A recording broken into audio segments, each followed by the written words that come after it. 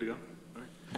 All right, good afternoon, everybody. It is 3 o'clock on Wednesday, February the 7th, 2024. I'd like to call the meeting of the Housing and Economic Development Committee to order. We have in the chambers Mike Sigler, Veronica Pillar. Joining us remotely is Ann Koreman, and Travis Brooks will be joining just a few minutes late today. Do we have any public comment today, Jordan? Okay, no public comment. Any changes to the agenda from members of the committee? Okay, we have no changes to the agenda. If I could have a mover for the minutes of January 3rd, 2024. That's moved by Veronica, seconded by Ann.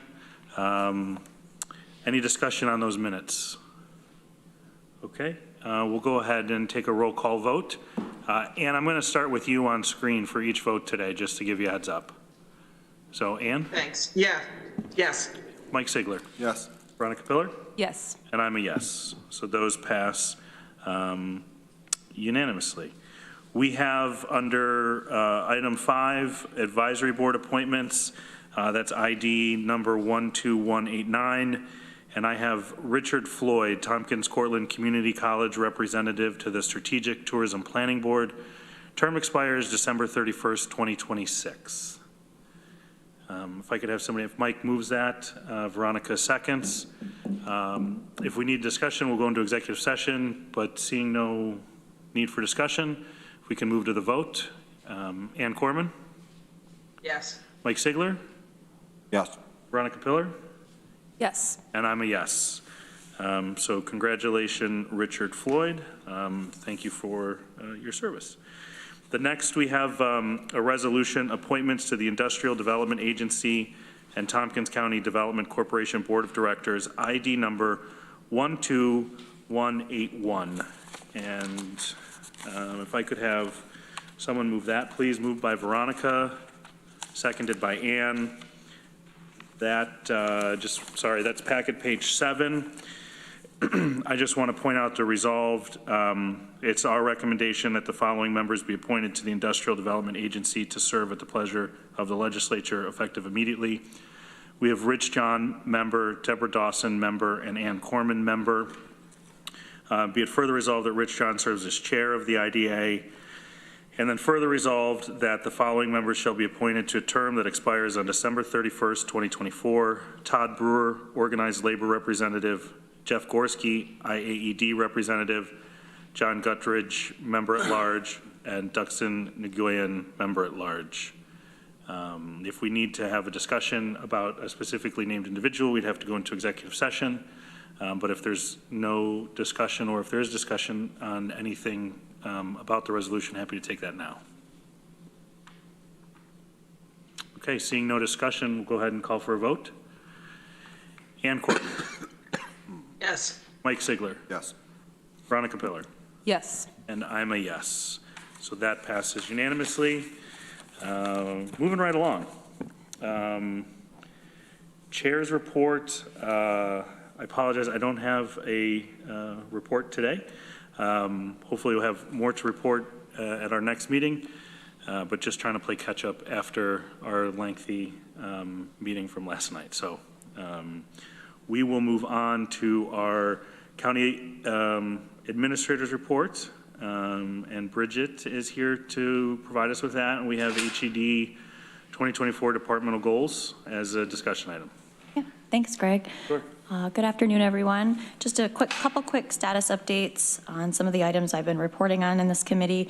So the RFP for mobile supportive services, which was formerly the outreach worker program, is in the final stages of review and should be released in the next week or so. That RFP and contract will be managed by our whole health department. On this Friday, a few of our county representatives will be meeting some of our city partners to reconvene the working group on land use and homelessness, and we will continue discussions around addressing the encampments as well as expanding our shelter capacity. And then, as you mentioned, Greg, as part of the submission for this month, we do have the 2024 departmental goals for those departments that report to this committee. All departments have submitted their goals for each of their committees, so this is your opportunity to review them. And if you do have any questions, we have at least one department represented here, and we may have others joining us. So just an opportunity to review and ask questions. Well, I guess, Megan, not to put you on the spot, but that's usually when somebody puts you on the spot.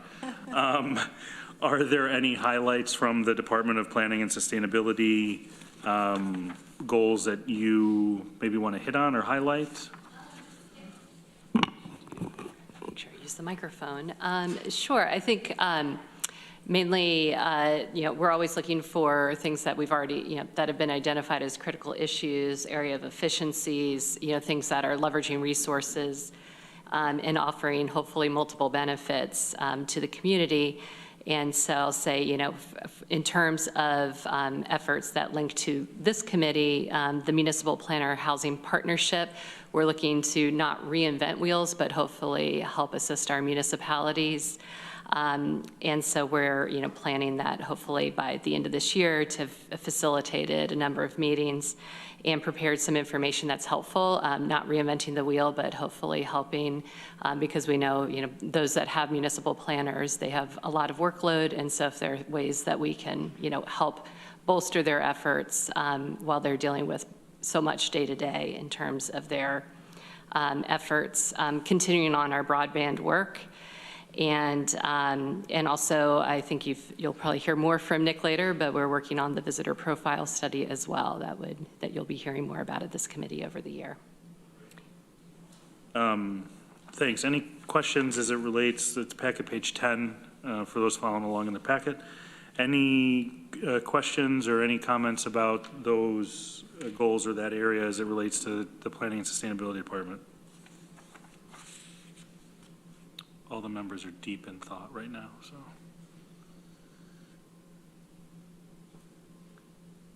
Okay, well, oh, good. See, I knew if I just paused long enough that I'd get some hands. Go ahead, Veronica. You do well as a classroom teacher. Lost my train of thought. I was just glad to see the broadband stuff on here, and including meeting with New York Connect All to look for opportunities. I somehow got on their email list, and I'm seeing like just tons of opportunities for broadband infrastructure funding. I know I don't have the details. One recently that caught my eye was targeted toward publicly owned, municipally owned infrastructure, which I know might not be a direction we're going into, but it's always something that I'm interested in. So I'm glad to see you'll be keeping an eye out for such things. Sorry, Ann Koreman. Thank you. So I'll comment on one of the other ones, the Municipal Planner Housing Partnership. So glad to see you, continuing to do that type of work, as we heard last night and we hear frequently, trying to figure out how to create more housing in the county is a huge hurdle. And so anything that we can do and to help further that. And so I thank you for doing that. And please let us know if there's something individually we can do in our communities and or through this committee. Certainly. As it relates to the municipal planner housing partnerships, I know we had originally talked at some point, I'm not sure if it was in this committee or outside the committee, about looking at large parcels or potential parcels for development. Will some of that conversation trickle into the conversations with these municipal planners? Is that a separate goal, or is that sort of all under this umbrella? Yes, I'll say that I think once you start talking about housing, all the threads start to tangle together a bit. So I do think a lot of this will either continue on some of the conversations that started last year, or, we are continuing, we really brought to you kind of more of our key initiatives here.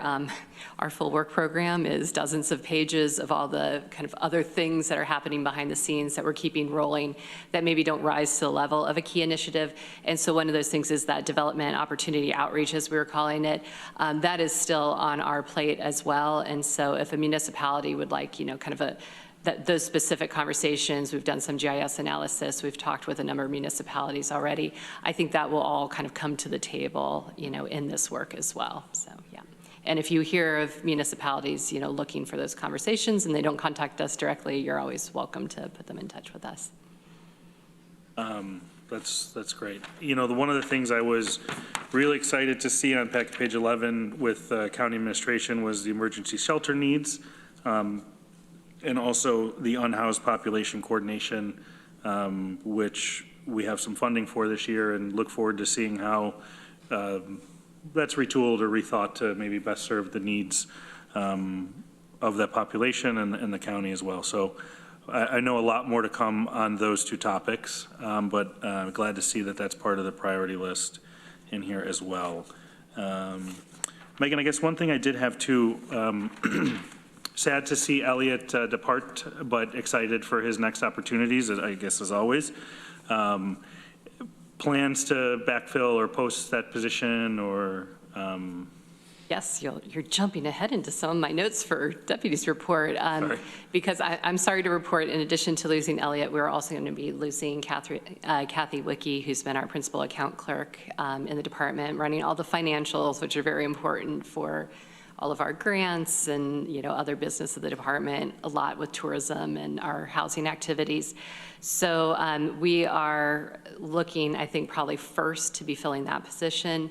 And I'll say we haven't officially requested authorization to fill Elliot's, but we were thinking in terms of a timeline, trying to launch recruiting for that a little later this month to try to recognizing that we might be looking at people that have gone back to school, that might be graduating in the spring, so to try to find a sweet spot for both working professionals and new graduates. Great, okay. And then the other thing is we have a list from workforce development, which, as always, Chris is ambitious and has some great goals, and I think really focusing this year on becoming the convener of things. I feel like that's the word of 2024, is convene, right? Bring the parties together and continue the work that workforce development is doing in conjunction with the work that IAED is doing around their workforce and job training. So I know that that's a big focus, and I'm sure we'll get an update from Chris at some point on those as well. But any questions on department goals for this year? Okay. Seeing none, thank you for that. Any other county administration reports? Oh, that's it. Thank you. Okay. Next on the list is a homelessness and housing update. There was a couple of our members of staff that were able to join the Continuum of Care. I'm going to say Zoom, but I know it wasn't a Zoom. It was a Google Meet, right? It was a Zoom? It was a Zoom. Oh, okay. Join the Zoom. I use Zoom like Kleenex, so it's kind of like the digital meeting for the homelessness and housing task force. And just wondering if those members in attendance or staff members in attendance wanted to maybe just give a quick high-level update of takeaways or conversations had today. Maybe Megan, I can start with you, and then Veronica, if you want to backfill any information, that'd be great. Sure. There's some administrative pieces, including HUD representatives on the call. I'll say representatives from the Asteri new apartment building. Vecino is the developer. That is Asteri will be hopefully opening for occupancy, having move in May, we're hoping. And so they actually, I believe it's at asteriithaca.com.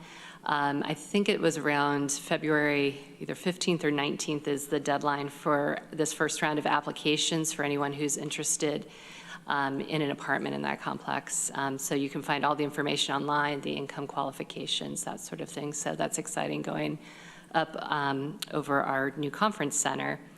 And the Continuum of Care also, they were presenting their 2024 committees and working groups for the year. So I can do a very quick run through, and if anybody's interested, I can send their document to anyone that didn't receive it. This is including, in terms of committees, in 2024, they're planning an unsheltered homelessness committee that will include educational opportunities, so it's meant for a broad audience. I think they're anticipating speakers and things, so that might be something you all are interested in for any events and learning opportunities they may have. an ESHI committee, which is really focused on that ESHI funding. So anybody that has any housing or service provider that might have a current or pending ESHI project would be meeting together in that group. They have a services second committee. The name comes from, the idea of housing first, and so they're thinking in terms of services second. And so that committee is going to hopefully bring together the housing providers and the service providers to help with the collaboration around the services that folks need as they're exiting homelessness. And then there's going to be a system evaluation committee that's responsible for monitoring the performance of the homeless response system. And so that'll bring together city and county staff and planners and others with a continuum of care. And so those are their committees for the year. In terms of their work groups, which are intended to be more time limited and project focused, there is a housing surge work group that is projected to meet February through May, and that's supporting the move-in process for the approximately 40 people who are experiencing chronic homelessness as they're transitioning into permanent supportive housing. There's a coordinated entry work group that's anticipated to meet May through July that will be looking at the intake process for coordinated entry and the referral process, and if there's any update needed for policies and procedures there. And let's see, two more. A rank and review work group from August through November, and that is recommended for anyone who is not applying for Continuum of Care funds in the 2025 competition. So they'll be responsible for conducting the rank and review of the process for that competition. And then a SOAR, S-O-A-R, work group that's engaging with direct service providers who are interested in that certification so that they can work alongside peers. And I'm happy to send Simone's slide to you all if you're interested in that. Yeah, if you wouldn't mind sharing that with the committee, that would be great. Veronica? Yeah, thanks. Megan has much better notes than I do, so thank you for sharing all that. The two things I would add, there was also a presentation from, I cannot remember the program's name, but it was about community and community integration with health service providers. And Alex Moore from the HSC talked about the work they're doing in trying to improve communication between, communication and referrals between community organizations and healthcare providers going in each direction, as well as community organizations with each other. I think the healthcare providers have their own systems going on, and that was pretty exciting as a way to sort of recognize that lots of things contribute to health that are not just specifically medical things, and kind of broadening out the systems approach. And then I was also just impressed at this meeting at the large number of people who attended, some just listening and learning, but many with doing work in particular niches, helping people repair their homes or getting veterans connected to services or all sorts of things. And I did not record all that stuff, but I'm sure that if you contact the Human Services Coalition or Liddy Barger or Simone Gatson, they could hook you up with whatever you are looking for, probably. And if it's not there, they might ask you to start it. Yeah, this I feel is one of those issues that really takes a village. A lot of different pieces, a lot of little, specialized services that address a wide variety of needs. So thank you for that. Sorry, go ahead. And I'll just add, I think I heard Liddy say that the plan this year is, these meetings used to be in person before the pandemic, and so I think they're going to be alternating in-person and online meetings, and they're open to everyone, so if anybody wanted to participate and meet any of these folks in person. And Veronica reminded me, I think it was the Community Health Network was the name of the other piece that. Great. Well, thank you for that update. The next item we have is any committee member reports, anything that members of the committee want to share. We normally put this at the end, put it in the middle, maybe thought we'd break up the business of the day. But if there's nothing to report, Veronica? A few weeks ago, attended a housing summit in Albany with Megan again. We're going to all the cool stuff put on by the Congress for New Urbanism, which I would love to report back from in more detail, but unfortunately my notes were in my other bag in my house. But I'll do a better job next month.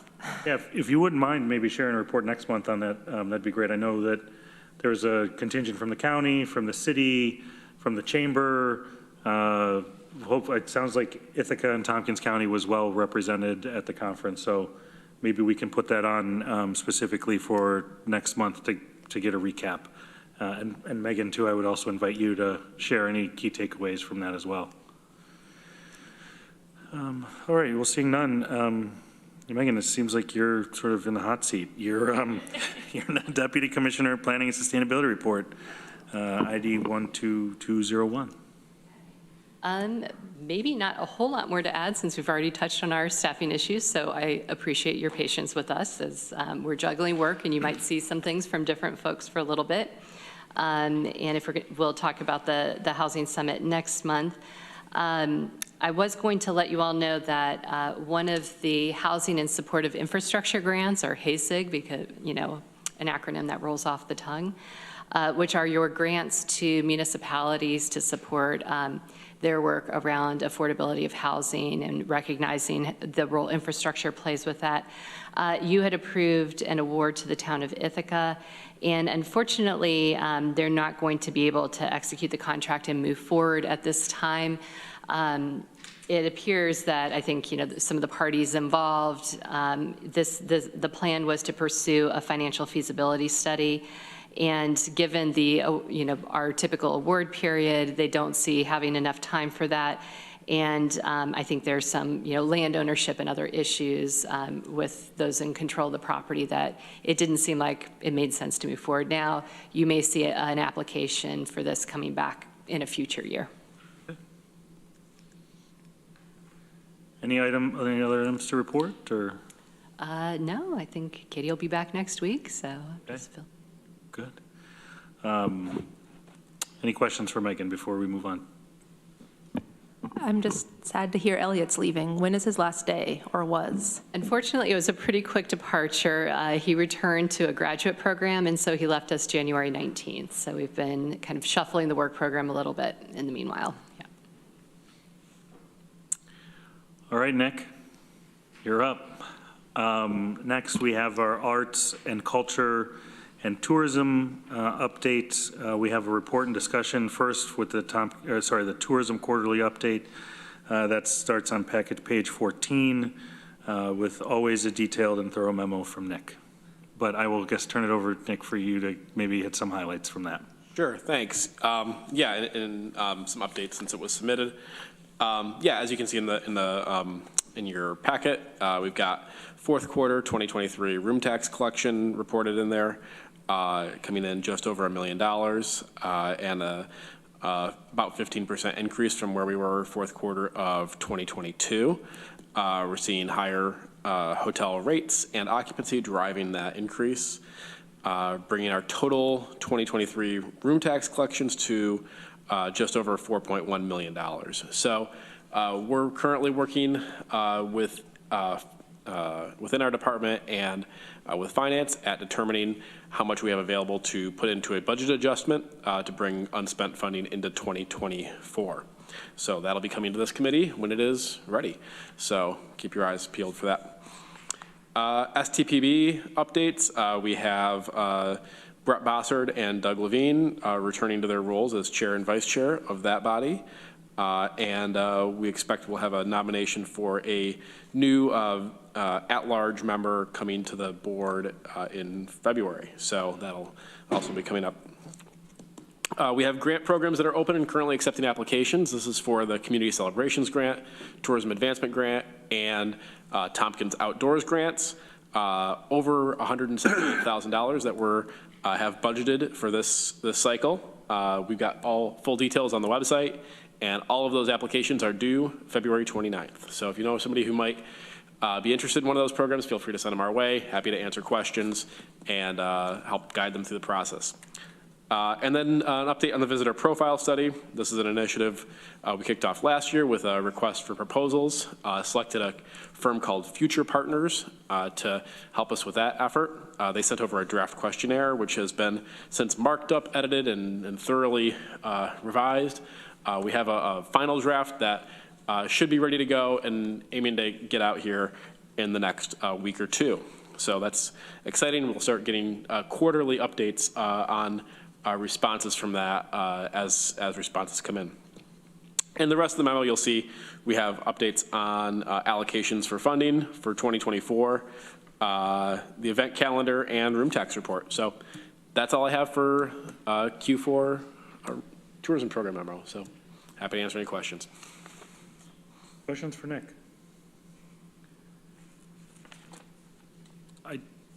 I'll take the opportunity. Maybe more to make a statement than ask a question. I think it's interesting if you look, we saw growth in all categories and all quarters except for Q3 of hotels with 11 or more as we look at the room tax report on packet page 16. But what's astonishing to me, and I think if we looked at the larger trend information of B&Bs, that's lodging establishments with 10 or fewer rooms, the growth that continues to see is quite significant. And I think it's an important conversation that we need to have in balancing, because some of that is driven by the traditional inn-style business, the B&B style business, but I think a lot of that too is also short-term rentals. And I think as we look and understand how short-term rental regulations may impact housing stock and our community and all of those conversations, it's also important to remember the additional tax revenue that's generated by those and what that those go to funding in terms of the tourism program. So just always want to point that out. I mean, I feel like when I started on STPB, it was in the like 600 or 700,000 and, you know, has grown. We've seen the most growth, I feel, in that category. We've also seen growth in the other categories, but that seems to be pretty significant. Yeah, I completely agree. It's significant growth in the bed and breakfast 10 rooms or under category. We don't differentiate between short-term rentals and sort of the traditional bed and breakfast in that categorization, but a lot of it is certainly attributed to Airbnb, Vrbo, those types of platforms that are getting more inventory on the market. Yeah, it's absolutely something we're keeping our eye on. One other thing of note here, just since you were circling back to room tax, is the additional tax revenue. If you go back to that room tax page on the report, you'll see 2023 we came in at less than a third of where we were in 2022, and that's a good thing. That means we're catching up on late payments that folks are getting more current on paying their room tax. So even though the number is going down, it's generally a good thing. So yeah, so not the record year, which was last year. That's right. But you know, I think if we adjusted for that additional revenue, essentially additional revenue means tax received outside of the quarter in which it was due. Which means late. Which means late, yeah. But some of that could have been 2021 tax paid in 2022. You know, the tax collected in 2023 could be some tax that was 2022 collected. So, but yes, that's all the late stuff. But this is good to see. Be exciting to see that budget adjustment come through. Any other questions for Nick as it relates to tourism program update? No? Okay. I think, well, then the next one we have, Nick, is a resolution, the acceptance of Empire State Development Round 13 Market New York Grant to improve ithacatrails.org, ID number 12169. If I could have somebody move that, please. Moved by Veronica, seconded by Travis. Nick, if you want to introduce that, I'd appreciate it. Yeah, absolutely. We applied for and were awarded a grant last year through Empire State Development through their Market New York grant program for the purposes of updating, really almost completely rebuilding the ithacatrails.org website with a whole host of new functionality. Primary among those is making it more useful and usable on a smartphone, updating the ability for our trail partners to provide updates in real time as trails are opened or closed or being modified. Yeah, a whole range of other improvements that we're excited to move forward. So yeah, the state was able to award us that funding, and we have matching funds allocated through the tourism program. So it's a one-to-one match. So happy to answer any questions folks have about it. So we have about 120,000 going into updating ithacatrails.org. That's correct. Okay. And when do we project that project to be completed? The estimates I was working on was once we get a vendor on board, it should be within 9 to 12 months. We'll have a more detailed update when we get quotes back from actual web developers. So realistically, probably early 25. Likely. Okay. Any questions about accepting the grant here, this resolution? All right, seeing none, we'll take the vote. Ann Koreman. Yes. Travis Brooks. Yes. Mike Sigler. Yes. Veronica Pillar. Yes. And I'm a yes. So that passes unanimously. Nick, while we have you, broadband, any update that public that you could share? Yeah, I think, Veronica, as you mentioned, the municipal infrastructure program just opened up. We are monitoring that. We attended a webinar that was the state hosted, sharing some details about that and encouraging some of our local partners to consider that and making ourselves available to help as possible. So that's one of the big updates we're keeping an eye on. And also, yeah, that's probably the biggest change since last time. Okay. Mike? So I guess which part of that is with the RFP that we sent out? Great question. So this mostly applies to the areas where there are municipal programs either in development or underway, Dryden and Caroline being those two towns. So we think there may be some ability for that program to leverage the efforts in those two areas. So we haven't picked out of the RFP. Not officially, no. We've got some front runners, but no finalist. Yeah. When do we think that's going to happen? We're meeting next week with the committee and aiming to have something to bring here in March. Cool. All right. Okay. Chris, you're up. I'm up, all right. You're up. We're moving at a healthy clip here. So while you get settled in, the next topic is workforce development. We have a resolution, the appropriation of contingent fund, terminal pay, workforce development deputy director, ID number 12195. If I could ask somebody to move that, please. Veronica moves, Travis seconds. This is a procedural accounting adjustment resolution that we need to do when there's a change in employment or somebody leaves, right? So if there's any questions about this, go ahead and ask those now. If not, we can go for a vote. Okay, see no questions. Ann Koreman. Yes. Travis Brooks. Yes. Mike Sigler. Yes. Veronica Pillar. Yes. And I'm a yes. That passes unanimously. So Chris, Yes. you are the person between us and adjournment. Okay. So no pressure. I'm just kidding, totally kidding. Take as much time as you want. We've got a whole 56 minutes left. Perfect. No, yeah, really, yeah, no. 86, sorry. I thought 2:30 in my head for some reason. But department updates, and then we also have included in the county administrator's report some of your goals for the year, which we already discussed a little bit. But if you want to touch on any of those, the floor is yours. All right. I'm just waiting for the Zoom to load up. Oh, good.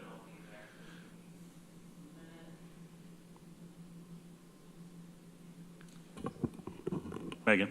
I'll buy a little time, swapping back to housing. I didn't realize it just came out a couple hours ago on the governor's website, but we've had our first pro-housing community certified in Tompkins County. She had an event today in Albany with the first 20 that were certified, and the village of Dryden is in that first group. And I believe we have at least one more municipality that's in the group of 60 that are in process. Fantastic. as Mike Lane and I like to say, it's the crown jewel of Tompkins County out there in Dryden, but I applaud their work they're doing around housing. And hopefully it's a model that we can build off of in other communities. What's the project out there? The one in Dryden? So this is a program the governor rolled out late last year called the New York State Pro Housing Community Program. It's run through Homes and Community Renewal, and it's encouraging municipalities, so counties aren't eligible, it's anybody with land use authority, to get certified and then be reporting data and also working towards updating zoning and other regulatory processes, and trying to form the coalition of the willing that want to support and make easier the development of housing across New York State. At some point, this may be a broader, larger discussion in this committee. Megan and I have had some emails back and forth. It was really me asking a question and Megan sending me a bunch of information that I have not yet digested. So we'll get, probably have it as a topic for discussion, see how the county can support, I guess is the key word, in this process, and what it means for our municipalities.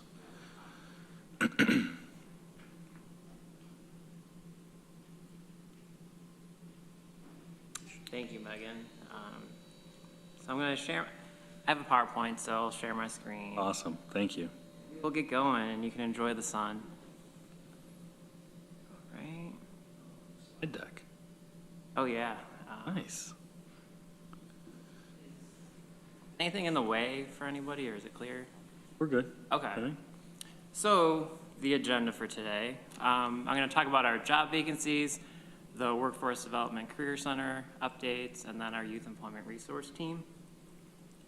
So currently we have 2 vacancies out there, the Deputy Director of the Board and then our Communication Specialist position. So the Deputy Director of the Board was my original position when I started with the county. So they oversee a lot of the WIOA funding that we have, and they work with our summer youth employment program and just a lot of the other stuff that the director does. It's kind of like a complement to them. And then the communication specialists, they'll be expected to help us with our restructure, our rebranding, and then also our outreach throughout the whole entire community. Not posted, the Deputy Director of the Career Center, and then the Workforce Development Specialist. The Deputy Director of the Career Center used to be the Office of Employment and Training Director. So that person who was in that role, they resigned early this month. So right now, probably give it a couple more weeks until I post it. And then the Workforce Development Specialist, that position is on the adult side. And that listing is being reviewed for their qualifications just to open up the pool of applicants that are out there. The way it's written now is kind of restrictive to a lot of people's experiences in the job market. Okay, Workforce Development Career Center update. So it's important to remember that the Career Center is the Office of Workforce Development and the New York State Department of Labor. So it's really a joint partnership. There's 2 different computer labs, and this is our computer lab. I know that this isn't our forever home. In 2028, we will have a new Office of Government building, but I did feel it's important to do some corrections where we needed. So we added some plants, some new signage. We got some larger keyboards for accessibility issues that people may have. Pens, pencils, we just tidied up different areas. We had a lot of random technology in different areas. So shout out to ITS and the recycling department. They helped us get rid of that technology and old waste pretty quickly. So we're really just reimagining the space that we have because we have limited space. So if there's areas where we can get rid of stuff or move stuff around, then that's what we're doing. So that's kind of our focus now, and we're getting there. So we're really excited for that. Next. Okay, events and workshops. So a priority of mine is to get more people coming to the Career Center.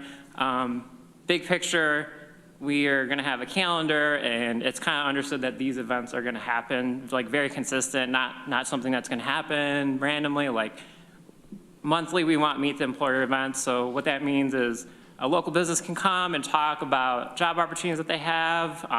It could just be a career awareness experience. We have someone from Therm who's a manufacturing partner. She's gonna come in and talk about jobs that are available, what they're looking for. Just a chance for staff or for residents to kind of have that one-on-one conversation with someone who's part of the hiring process. get a better feel for like what's out there. Along with that, we're trying to go into all different sectors, not just manufacturing. So that's something that we're going to be having every month. And then Tompkins Community College said that they can do workshops for us every month also. So there's the Oven Fresh Jobs Fair that they're hosting down in April. So they're formulating a mini workshop sessions of like preparing for the actual job fair itself, because the job fairs can be very intimidating. It's just very awkward. Like you don't get a lot of practice with it. So we're going to go over resumes, just interpersonal skills, like how are you going to be interacting with people, coming up with strategies. So they're working on the vision for that. So that's just an example of our initial workshop that we'll have. And then Tompkins County Human Resources and Workforce Development, they have a civil service workshop that's coming up this month. We have 2 of them. And the New York State Department of Labor virtual workshops is something that's open to anyone throughout the state. So that complements our in-person. And then we also have virtual reality headsets that the software is getting updated. So once we have those, people can do career awareness through that. So they can do medical field stuff, change oil, just get like that quick experience related to those fields. Next, Conference Room C. This is our largest conference room space at the Career Center, but there's no modern day technology. So that's like a huge concern of mine, really, is that we have these cool workshops that I just talked about, but you can only go to them if you're in person. So it would be nice to have a large TV, sound bar, a nice setup where we can give a hybrid option, because a lot of times people aren't able to get across the county, get across town, or they may have a disability, so it's just like very hard to get there. So I think this is like a significant issue that we're facing as a career center, is just not having modern day technology there, and I'm not better able to offer all the services that we have for people. So I do know that the New York State Department of Labor has the same sentiments as I do, so like they're willing to go half and then we pay the other half or something like that, but myself, we don't have like money to really pay for that, or like find a grant for like that new technology. So I think that's something that I will eventually be asking about in the future, if there's potential funding for that. It's going to be money well spent down the road, just because of the outreach and awareness and the understanding of what's going on at our Career Center through that.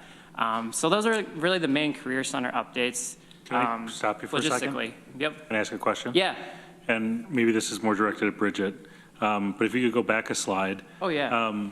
What would be a process, or what is the process for if like a department has a need like this?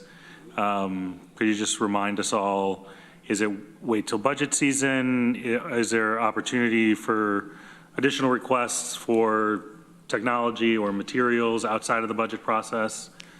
There is the opportunity. It would just need to go through a request from contingent funding, et cetera. Got it. Yeah. And then that would go through the committee responsible, and then likely BCP, and then to the legislature. That's correct. Okay. Again, you don't have to, I mean, is that something that, are we having a conversation around this, or do we think that this will be more towards the budget process to update accessibility and technology in the Career Center space? Sure. So I advised Chris to work with New York State Department of Labor and get a good understanding of what they would have the capacity to support. And then from there, we could likely put it through the budget process, but if it was needed to be sooner implemented, we could bring it forward for this year as well. Okay. Great. Well, keep us up to date on that, and if we can help in any way, let us know. Right, we certainly will. Thank you, Bridget. So Bridget's been great this whole time during the transition, helping me with everything. So thank you for everything. Priority Workforce Program. So as you know, there's IAED's Direct to Work. So we had Danny Zabel present at the January board meeting. We had a Career Center leadership meeting with her. So it was myself, Kip from the New York State Department of Labor, and her, talking about how are we going to approach this next year with Direct to Work. And then tomorrow she's speaking at our career staff joint meeting with NISL. And that's a chance for all of us to kind of talk about the program. If you have any questions, just making sure we're all on the same page, because last year we really weren't, and there's been transitions in leadership and everything. But right now we see this as a great opportunity going forward. Green Careers Pathways. So I've been working with Aloja. We've been meeting monthly. So he'll be presenting at our February board meeting to kind of go over the career pathways group that we have, and then also going over what he's doing. And Black Power will also join us. They were doing the Cozy Basements program, so Jade and Beck will be there to talk about it also. And really the whole priority of our relationship now, it's like pretty new, but we were just trying to make sure we're aligning our resources together. So if he has participants, they're also coming through our Career Center to see if they qualify for funding for different programs, just things like that, just seeing if we can connect them with one of our partners. So our Career Center staff has been hard at work working with like both of these programs, but I would consider these like the top 2 workforce programs we're trying to do our best to support. The Career Center expectations for Direct to Work. Direct to Work info sessions will be held at the Career Center. So again, we're putting these all on calendars, like this info session is gonna happen and people are gonna know to come to the Career Center for that info session, and that's where Danny or Mary can talk to them about Direct to Work and the application process. Let's learn more about manufacturing careers. I'm trying to accelerate the intake process for participants of Direct to Work. Last year, going through the paperwork and the intake of the different participants was kind of slow on the Career Center side, but I've been working with our adult team, Cindy Sloan, and we have a process in place that it's going to expedite everything, and we'll be able to get people through in very tight timelines. Communication specialist, that person will also help with outreach for ourselves and IAED related to the program. And then we also just want to be making sure Career Center staff know how to talk about the program. So if someone comes in our Career Center and they ask about it, like, you need to be able to like give the pitch in a minute, because even myself, I've had trouble kind of talking, like explaining the whole entire program and things like that. So we're all really working around that, making sure we're ready to set up people for success, because that could be a missed opportunity if you can't explain the program to somebody, or if you're just not really sure what it is. And finally, develop an efficient referral process within the Career Center that can be replicated around surrounding workforce areas.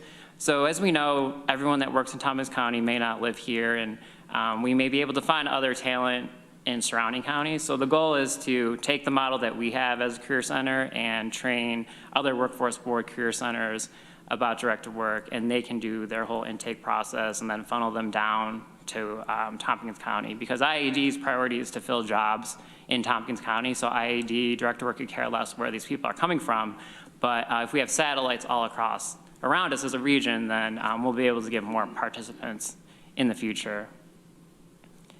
So we're done with the Career Center. One more thing, and then you can enjoy the sun. With the Direct to Work, there's also a second piece or component to that this year around trades job? Yeah, so right now, Danny's working on expanding into the construction trades.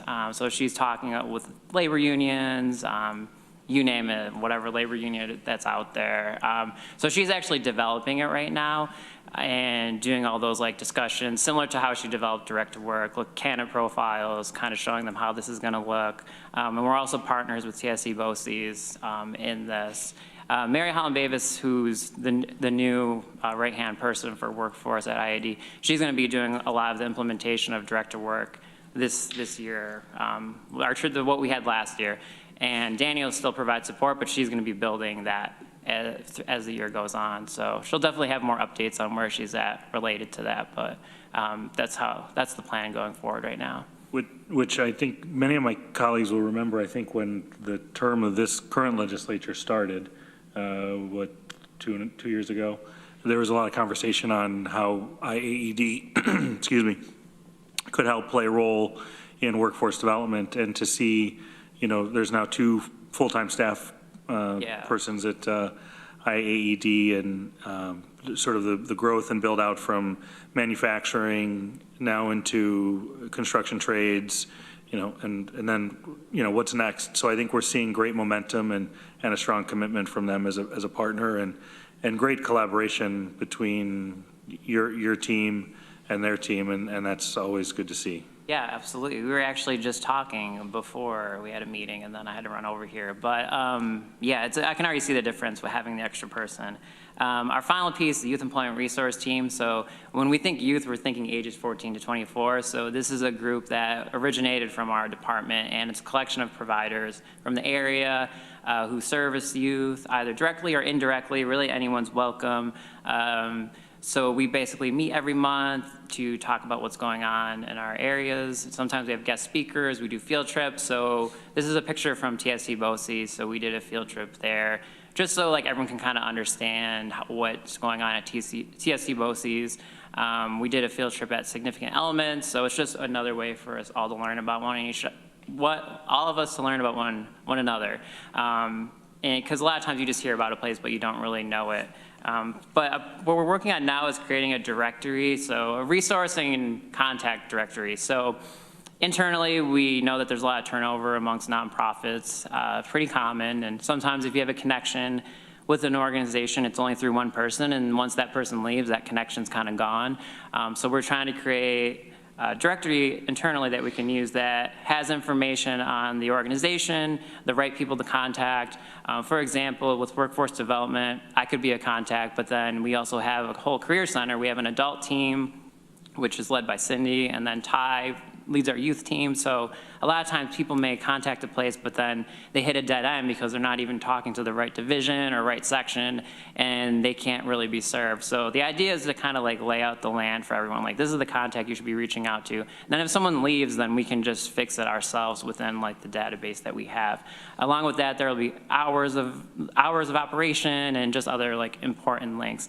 And down the road, it's going to become a public-facing document. Obviously, there's certain stuff we won't share, but and that's all in the planning phase. But that's something that we can put on the new website. Dominic, our communications director, was saying that he thinks it's a great idea. So obviously, there'll be a lot of brainstorming between him and myself and the youth employment resource team. But that's a priority of ours of this year, is just creating that internal resource hub, and then also something external for the community, just so it's easy to serve our youth and everything, because there's a lot of great resources out there, but sometimes we may not know like where they all are.